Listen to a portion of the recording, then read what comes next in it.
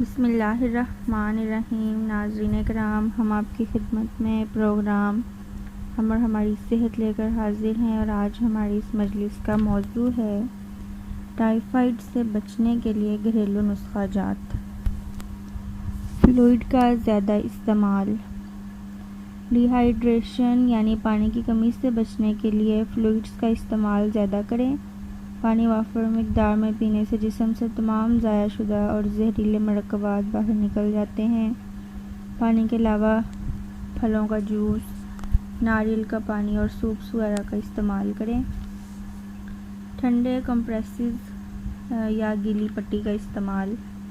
तेज़ बुखार से मुकाबला करने के लिए गीली पट्टी का इस्तेमाल करें, ये टेम्परेचर कम कर देगी। ORS पिएँ, डॉक्टर से पूछकर या डॉक्टर की हिदायत के मुताबिक ORS इस्तेमाल करें। इसके पैकेट मार्केट से भी मिल जाते हैं और आप इसे घर में भी बना सकते हैं। घर में बनाने के लिए नमक और चीनी 1 लीटर उबले हुए पानी में डालकर इस्तेमाल करें। सेब का सिरका। सेब का सिरका जिसम में pH लेवल को बरकरार रखता है।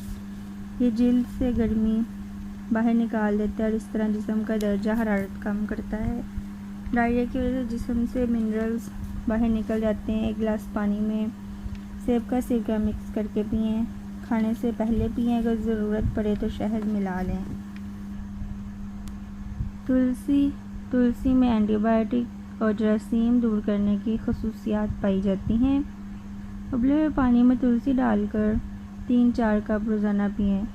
ये निज़ाम मुदाफ़ियत को फ़रोग़ देगी और पेट को सुकून देगी।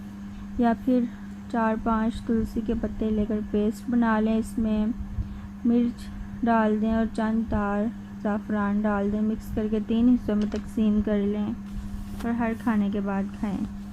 लहसुन टाइफाइड के इलाज को तेज़ कर देता है क्योंकि इसमें एंटीऑक्सीडेंट्स पाए जाते हैं। खाली मैदे रोज़ाना 2 जो लहसुन के खाएं।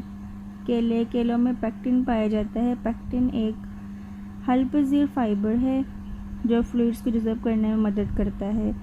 इस तरह डायरिया के इलाज में इस्तेमाल होता है। इसमें पोटाशियम भी पाया जाता है जो कि इलेक्ट्रोलाइट्स यानी बर्क फास्ट को बदल देता है, जो कि दस्त की वजह से ख़त्म हो जाते हैं। टाइफाइड के दौरान केले बेहतरीन ग़िज़ा हैं।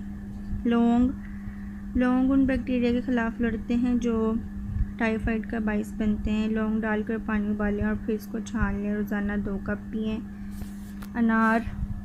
अनार टाइफाइड के ख़िलाफ़ एक मौसर घरेलू नुस्खा है। ये पानी की कमी होने से बचाने में मददगार है। इसको बतौर फल खाएं या फिर इसका जूस बनाकर पिएँ। अब तक के लिए इतना ही। आइंदा मज़ीद वीडियोज़ लेके आपकी खिदमत में हाजिर होंगे। अल्लाह हाफ़िज़।